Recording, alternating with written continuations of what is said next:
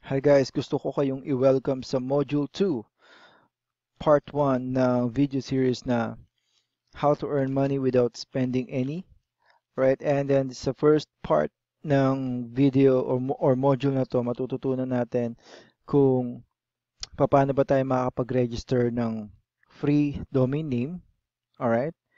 And then free hosting. And then after that, on the following video, tuturo ko sa inyo or papakita ko sa inyo kung paano kayo makakapag-create ng sarili nyong website. Alright, so I know familiar na kayo sa Hostinger. Alright, so right now meron tayong isang pupuntahan pa which is yung freenom.com. So just type in freenom.com. Alright, so dito tayo magre-register ng domain name natin para sa gagawin nating website. Alright, and again, this is free. Alright, you don't have to worry about paying yung mga registration fee sa domain natin and yung registration fee din dun sa hosting nung domain name natin para makakreate tayo ng website. So lahat ng ginagawa natin dito is free of charge. Alright, and then once na na-perfect nyo na siya, anyway, madali lang naman na magkaroon ng paid service from this company, yung freenom.com and hostinger.ph. Alright? Alright, so once na nandito na tayo sa page ng Freenom, nakikita nyo itong check availability, magre-register tayo or magsusubok tayo mag-register ng domain name para sa website. So, ang gagamitin ko is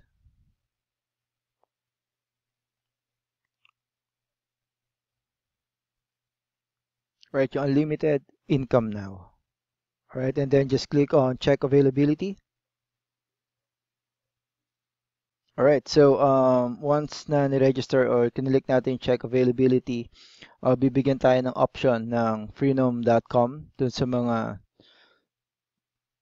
domain name extension na pwede natin gamitin like .tk, .ml, .ga. Alright, so usually ang ginagamit ko is yung .ml para tunog .manila. Alright, and again, this is free. Kailangan nyo lang sundin yung step na ginagawa ko, step by step. Anyway, lahat naman ipoprovide ko sa inyo para mas madali yung pagre-register nyo. And then once na selected na siya, click on checkout. Alright, and then mapupunta kayo sa page na to. As you can see, a limited income now.ml. Alright, mas maganda siya kaysa doon sa mga naunang domain name na ginawa natin from hostinger.ph. So, dito sa period, click nyo lang yung 12 months. Alright, and then dito sa DS, just click on use DNS and then use your own DNS. Alright, and since ang gagamitin natin is yung service ng Hostinger, alright, ito yung ilalagay natin sa name server. Alright, ns1.hostinger.ph and ns2.hostinger.ph. Alright, and then itatype natin siya dito. Again, that's ns1.hostinger.ph and then dun sa baba is ns2 naman. And then .hostinger.ph.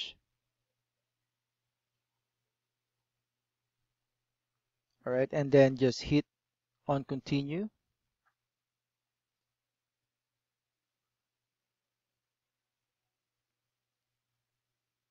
Alright, and since wala pa tayong account with Freenom, gagawa tayo ng account. Alright, just type in yung email address.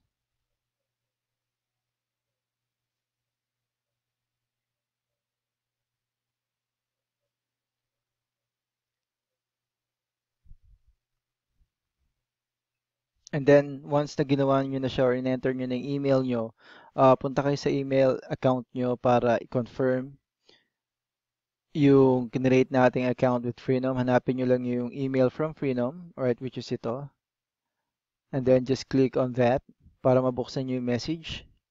Alright, and then click on the link na kasama dun sa email na pinadala ng Freenom. Alright, and then may magbubukas na bagong tab. Alright, and then all you need to do is to complete yung mga information na hinihingi ng Freenom. Alright, so in this case, lagay ko yun sa akin.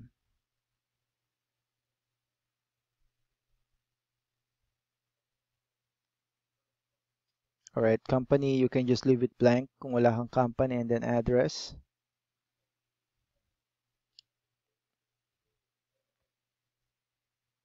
Alright, so then again, just to protect yung information ko, alright, gagawin ko na siya in advance, or I mean, gagawin ko na siya while offline. Alright, just make sure na niligyan yung address, yung phone, right, and then password, zip code, city, and then country. Um, Meron na siya Philippines, and then yung region niya. So for me, it's NCR for National Capital Region. Alright, and then once na complete yun yung mga information, just don't forget to click on I have read and agree to the terms and condition, and then complete order. Alright, so gagawin ko siya offline, and then I'll get back to you once tapos na akong i-click or i-select yung complete order. Alright, and then you can do this on your own as well habang chinecheck natin siya, kinukumpleto natin yung information. Alright, I'll get back to you guys. Alright, so again, na-register ko na siya. Again, as I've mentioned earlier, don't forget to click yung nandito sa lower right-hand corner na button. Alright, so in this case, just click here to go to your client area.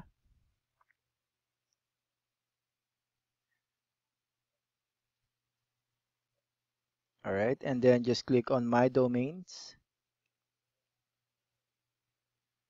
And then tatanungin ka niya ulit na mag-register or mag-login. So enter nyo lang yung ginamit yung email address kanina. And then password.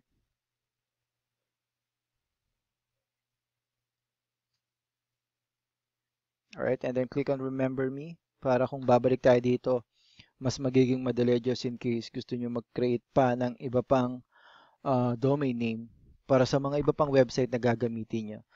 Alright, so again, ang status niya is active. So successful tayo dun sa ginawa natin. And ito yung domain name ko, unlimitedincomenow.ml.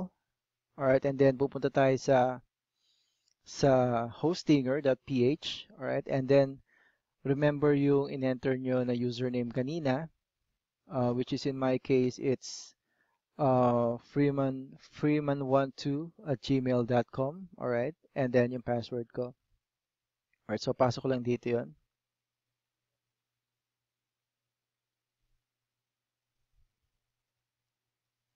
Alright, and then yung password.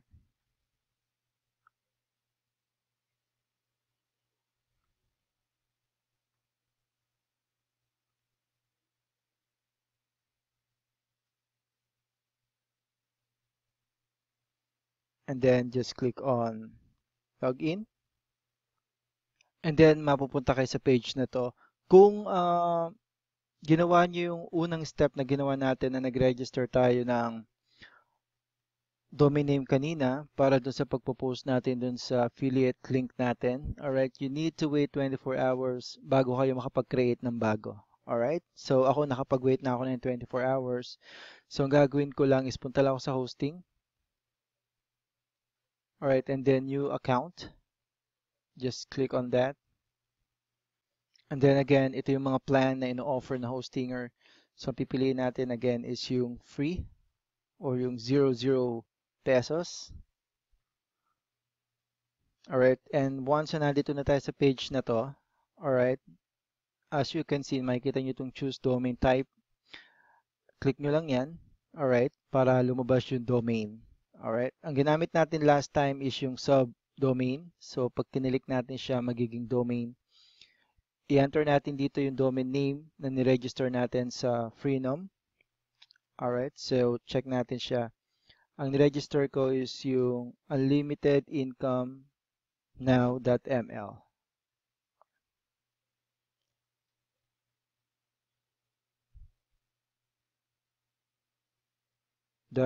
Unlimitedincomenow.ml.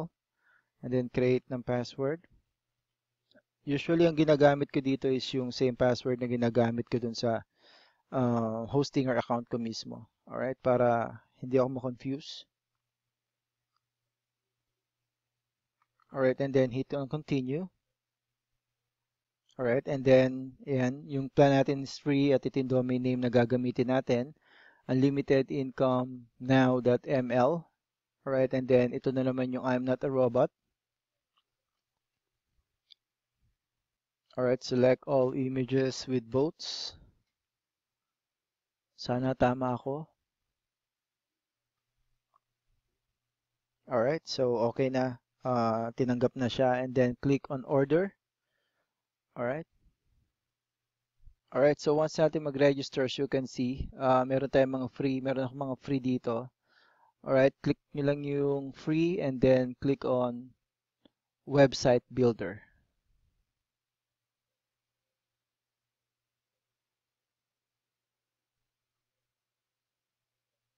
So after natin i-click yung website builder, mapupunta tayo dito sa Zyro Builder, wherein papipiliin niya tayo ng mga template.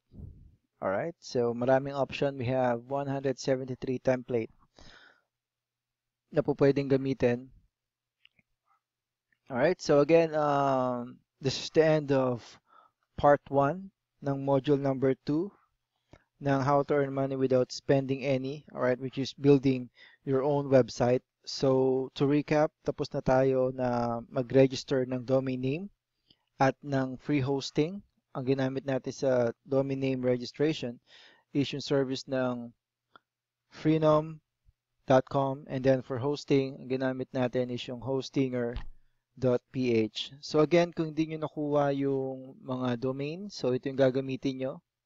Alright, just in case you click on use your own DNS. So ito yung DNS number 1, ns1.hostinger.ph, and then DNS number 2, which is ns2.hostinger.ph. And again, kita-kita tayo sa next video. Alright, which is part 2 ng module number 2 ng how to earn money without spending any. Alright, so kita-kits tayo doon.